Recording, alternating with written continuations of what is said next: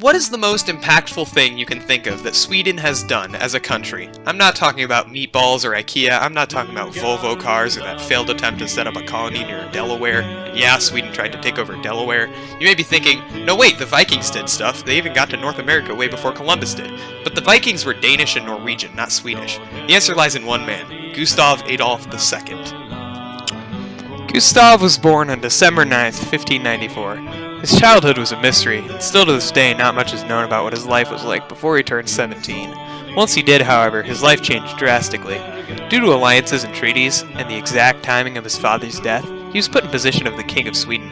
Not only that, but he assumed full military control over his government. And you may be thinking, didn't kings already have that? Well, not in Sweden. They had a different kind of government. It was completely based on luck and timing that his father died within days of the Riksdag Council meeting. By the way, the Riksdag was basically the Swedish version of the legislative branch of the US government, and it sort of went like this. Hey, my dad just died. I guess I'm king now.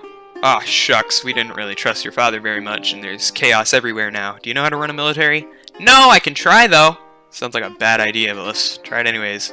And at that exact moment in 1611, Gustav was crowned King of Sweden, along with the title of Estates General Assembly Honorary Militaristic Leader, basically meaning he could do whatever he wants, whenever he wants to do it. Unfortunately for him, however, Sweden was in a mess. He beat out Sigismund III of Poland to the throne. So basically this guy Sigismund was supposed to be king, but because he hated Sweden, Charles IX didn't let him have it. This put Poland and Sweden into a war that lasted 60 years. Charles IX was a terrible king, by the way. Firstly, there's the Poland thing, but secondly, he declared war on Russia. Why would you ever do that?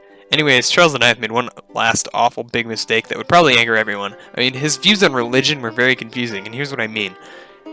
I'm Lutheran. I promise I'm Protestant. You're Protestant? Really? We were going to ally with you.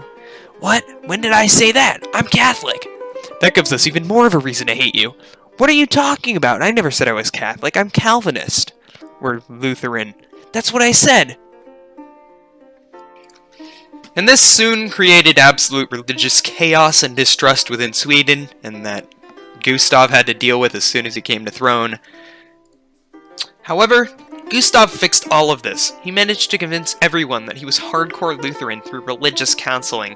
This convinced the general public to trust him. He also signed peace treaties in the north and south of Sweden, preventing the wars between Poland, Russia, and Denmark from causing any more trouble to the nation. And by the time it reached the 1620s, he had not only saved Sweden from the political crisis Charles had put it into, but he also recovered Sweden from the economic crisis it has been in since the independence of the nation itself.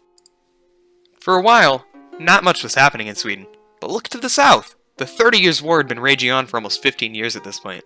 Hey, let's do some math. Hey, we're halfway done.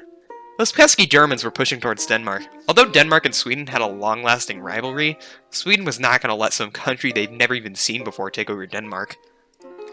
Now, the 30 Years' War was religion-based, and it went along the lines of, hey, you're not Catholic, you're Protestant! Turn Catholic now or I'm gonna kill you! But what if I don't want to be Catholic? No! Germany happened to be Catholic, and Sweden was extremely Lutheran Protestant, giving them at least somewhat of a reason to join the war. Gustav joined along the lines of wanting to improve Sweden's reputation as a nation, however, because it had been seen as a very weak country with no structure whatsoever. When he sent in troops, immediately they began to win. The Germans had never seen how Scandinavian warfare had gone on previously, so firstly the Swedes had a much different approach to the battle. At the time, battle was mostly just standing in lines and shooting at each other with muskets that barely had any aim. They also had swords and ran at each other screaming like cavemen, running as fast as they could. And Scandinavian wars were pretty different. They were fought mostly by using the terrain to their advantage with strategic ballista, cavalry, and artillery. And did I just mention artillery? Because they didn't just use it, they abused it. Swedish artillery was quite possibly the best weaponry used in any war up until the Revolutionary War between the US and Britain. They had a weapon known as Galenskanen, which directly translates to uncontrollable cannon. And if that isn't intimidating enough, wait for this.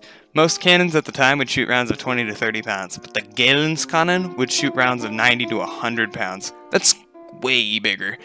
The downside is that its accuracy was around 5%, and it barely ever hit what it was aiming at. When it did, however, it did some really big damage. Now, did I mention that Gustav was an amazing strategist? Because he was. He would pull military moves similar to that of Hitler's blitzkrieg tactics. And if you know anything about World War II, those were really successful. He would rush into a field through the middle and would spread around the outsides, going behind the troops and surrounding them on all sides. He was also loved by the soldiers. Sometimes they called him the Lion of the North or the Swedish Soldiers' King, because he fought in the war himself. He didn't sit in the castle and order troops to do what he wished. He went in and fought and led the army into battle himself. This worked fine for many years, but unfortunately on November 6th of 1632, he reached an unfortunate fate. He was struck by an enemy cavalry force and bled out during the middle of the fight. But although he lived a short life, his legacy remains still taught in Swedish schools to this day. Now, you may be thinking, hey, didn't Sweden win the 30 Years' War though? And yeah, they did, but once Gustav died, the war was mainly led by France on the northern and western front. In conclusion, Gustav was a cool dude.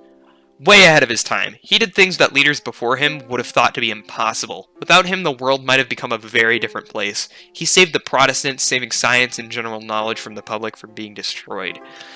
Through his military tactics and overall knowledge of the subject, he became the world's most important Swedish person. And you know, that's a good thing.